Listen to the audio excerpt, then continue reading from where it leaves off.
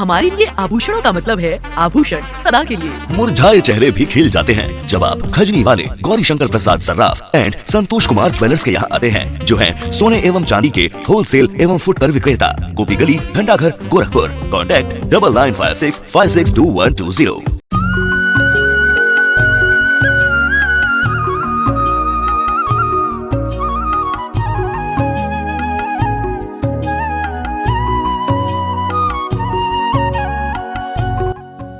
नमस्कार, आप इस समय देख रहे हैं और सुन भी रहे हैं लाउड स्पीकर 90 FM। आज के दिन हमारा जो श्रृंखला है ऋषि कृषि, उसके अंतर्गत स्टूडियो में बहुत ही खास मेहमान आए हुए हैं जिनका नाम है अखिलेश चौधरी, जो कृषि विशेषज्ञ हैं। सर, हमारे स्टूडियो में आपका बहुत बहुत स्वागत है। बहुत बहुत धन्यवाद, आपने मुझे ये मौका दिया है और मैं चाहता हूँ कि ज़्यादा से ज़्यादा जानकारी आप लोग में वितरित करूँ और हमारे किसान भाइयों को भी ज़्यादा से ज़्यादा जानकारी मिले।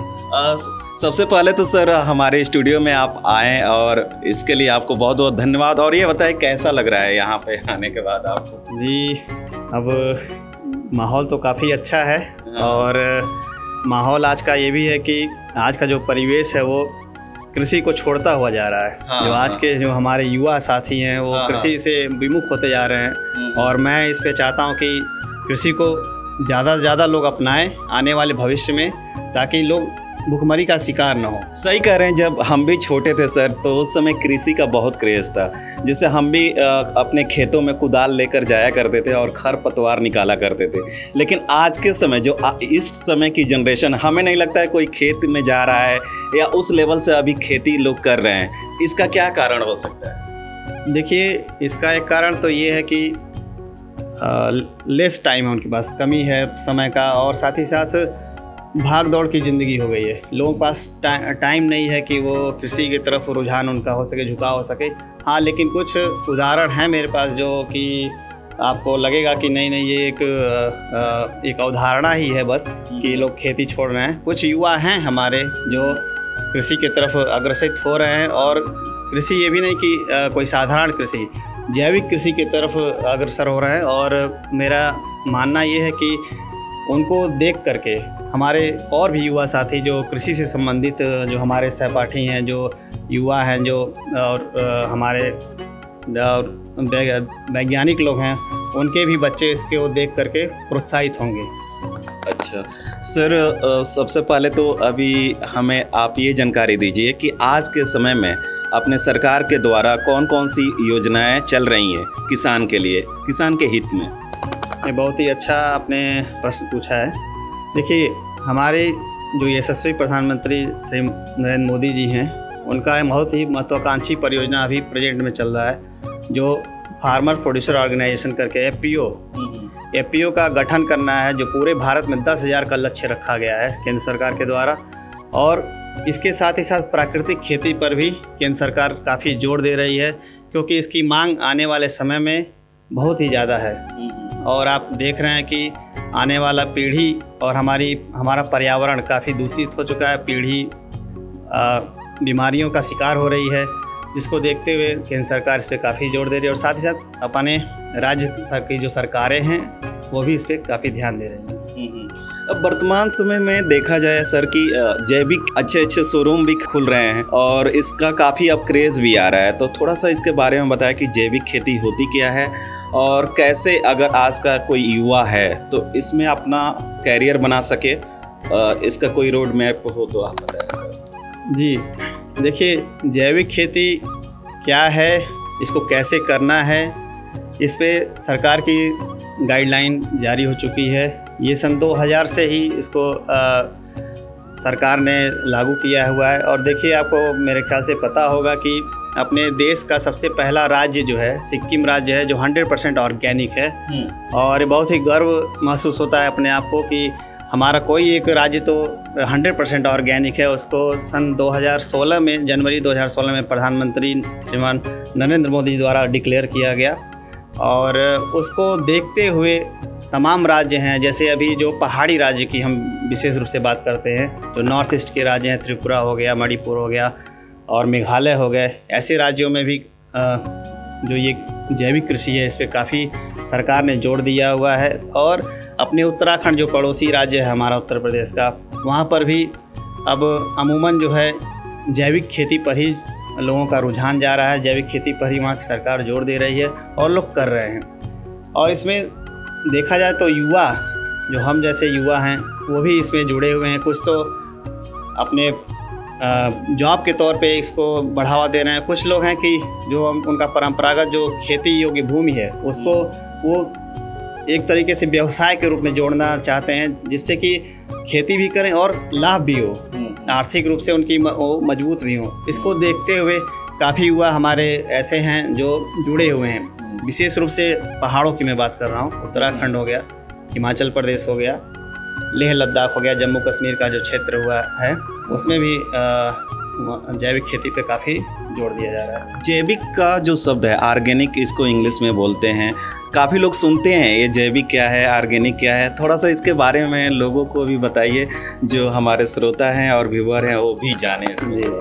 ये जैविक खेती वह खेती है जिसमें हम संश्लेषित रासायनिक जिसको बोलते हैं हम, उसको हम बिल्कुल वर्जित रखते हैं। जैसे आपने सुना होगा DAP हो गया, यूरिया हो गया, पोटैश हो गया, और साथ ही साथ विभिन्न इंसेक्टिसाइड, पेस्टिसाइड्स जो दवाएं आती हैं रासायनिक, उनका इसमें जैविक में पूर्ण रूप से वर्जित है। मतलब एक तरीके से बैन है, इसको आप यूज़ नहीं कर सकते। इसको बिना यूज किए सिंथेटिक जो रासायनिक जो कीटनाशियाँ हैं और जो खाद हैं, उनका बिना उपयोग किए जो हम खेती करते हैं उसको ही जैविक कहते हैं। और साथ ही साथ जैविक खेती एक प्रकार की ऐसी खेती जिसमें हम अधिक से अधिक कार्बनिक खादों का प्रयोग करें।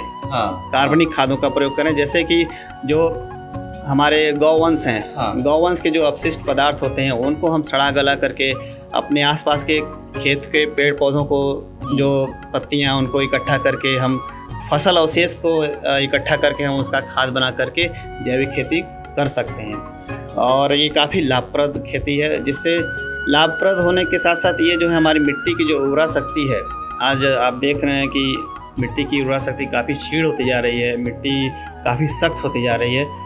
और उसका मुख्य कारण ये भी है कि हम जितना रसायन डालते जाएंगे मिट्टी उतनी ही सख्त होती जाएगी, उसकी जो उपजाऊ क्षमता है वो कम होती जाएगी। और आज नहीं तो कल हमारी युवा को, हमारे किसान भाइयों को जैविक खेती पर आना पड़ेगा।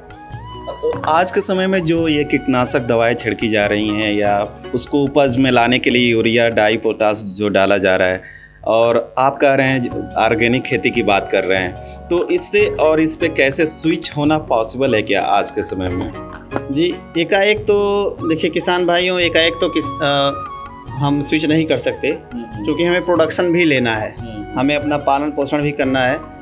मेरा मानना ये है कि इसको धीरे धीरे किया जा सकता है। जैसे अगर किसी भाई के पास 1 एकड़ का खेत है तो वो आधा एकड़ या कुछ एक हिस्से को अपने भरण पोषण के लिए वो जैविक अपना सकता है।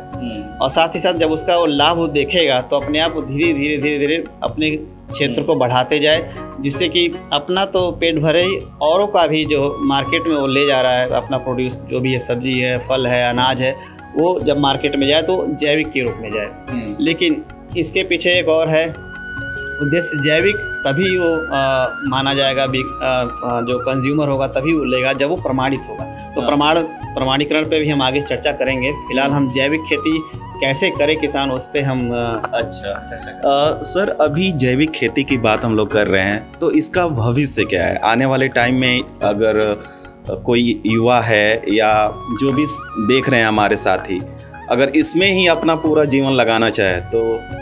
आपने देखा होगा कि कुछ संरक्षित खेती हो रही है जो सेडनेट के द्वारा, उसमें काफ़ी अच्छा भविष्य है। जैसे 1 एकड़ में अगर हम सेडनेट लगाते हैं, ठीक है, और उसमें हम ऑर्गेनिक करते हैं, तो उसमें फ़ायदा ये होगा, ऑर्गेनिक हम कर रहे हैं, उसमें जो इंसेक्ट का जो आक्रमण होता है, एक तरीके से बोल लिया जाए तो उसमें पूरा ब्रेक लग जाता है संरक्षित खेती में।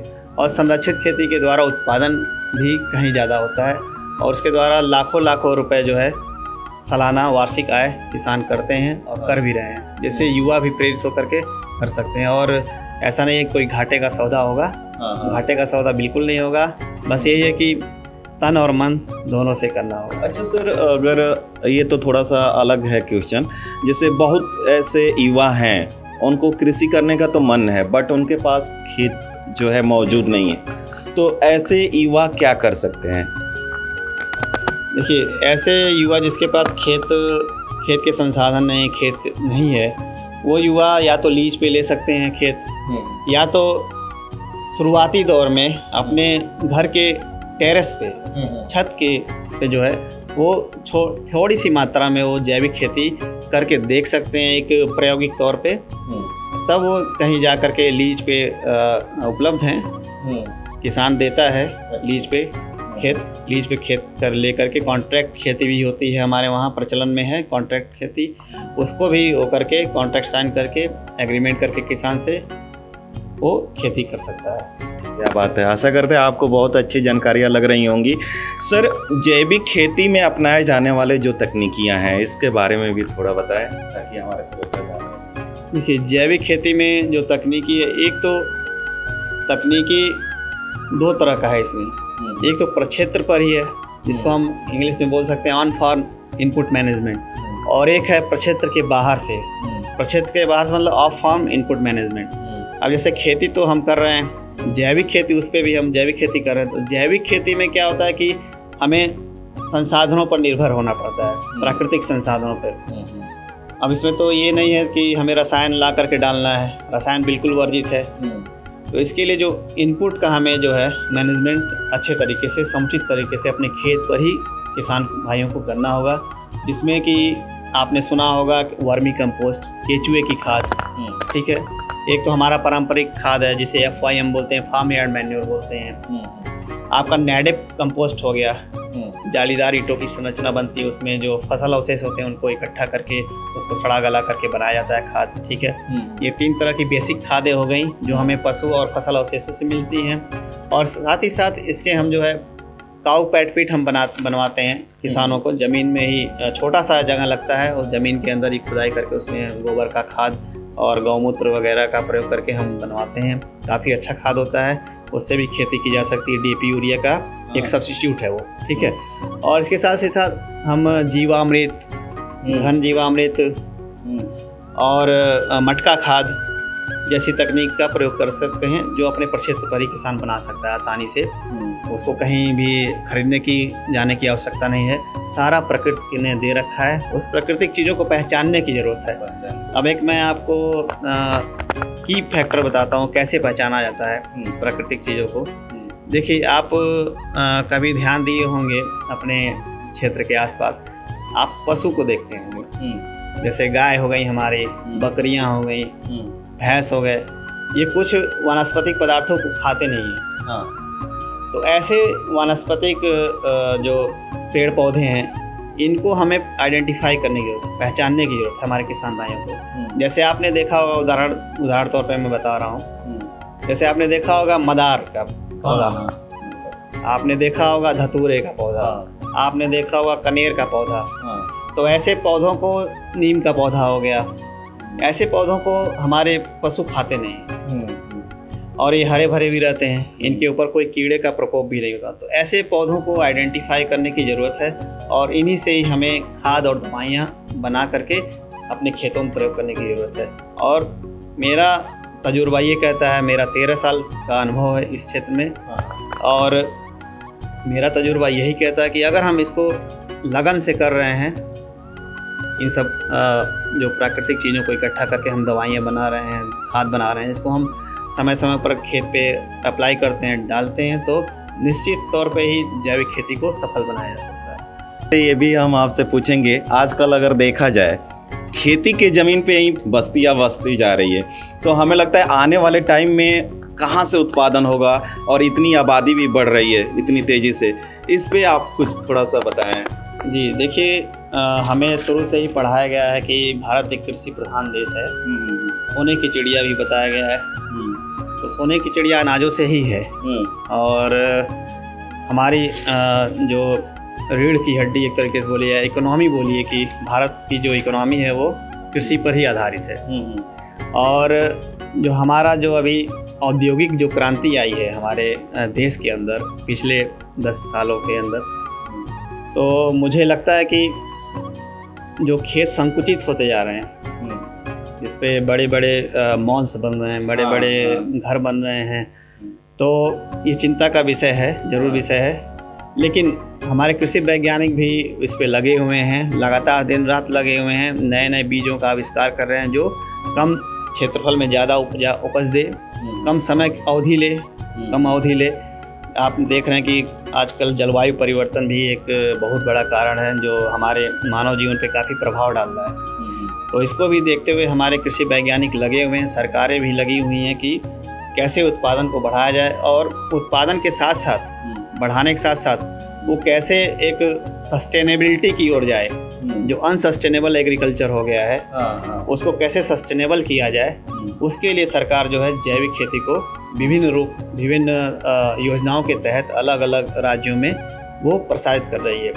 उत्पादन निश्चित तौर पे घट रहा है क्योंकि खेत संकुचित होते जा रहे हैं, लेकिन हम उन्नतशील बीजों का भी आविष्कार कर रहे हैं हमारे वैज्ञानिक, और इसमें वैज्ञानिक का बहुत बड़ा भूमिका रहेगा कि कम जगह में हम अगर अधिक उपज ले लें।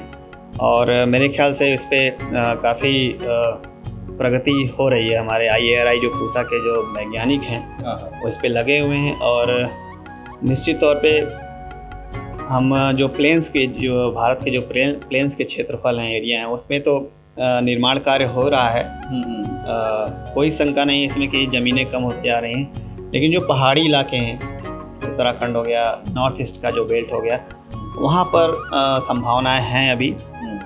कुछ झारखंड जैसे एरिया हो गया, उड़ीसा हो गया, जो ट्राइबल्स एरिया हैं, यहाँ पर संभावनाएं हैं, और भारत सरकार और वहाँ की सरकारें जो हैं उस पर भी ध्यान दे रही हैं। और निश्चित तौर पे उत्पादन,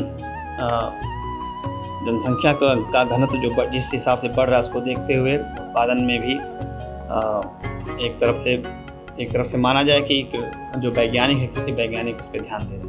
अखिलेश सर, जाते जाते हमारे किसान भाइयों और हमारे जो दोस्त हैं जो अभी आना चाह रहे हैं, जाते जाते उन लोगों को क्या संदेश दें?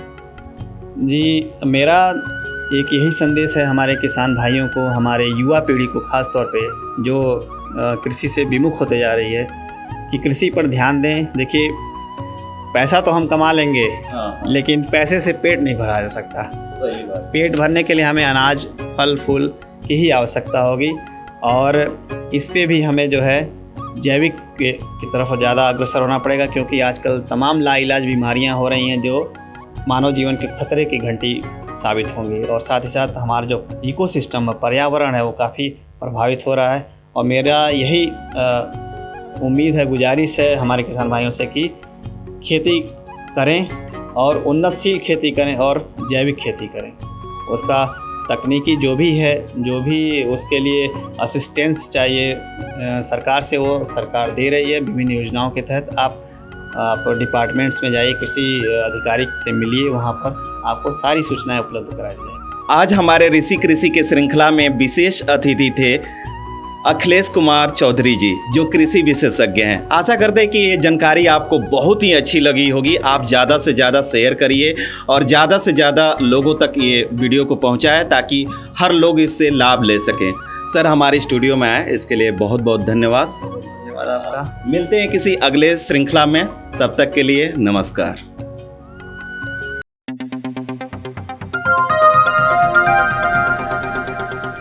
बजाओ जरा झूम के बजाओ, बजाओ बजाओ जरा झूम के बजाओ।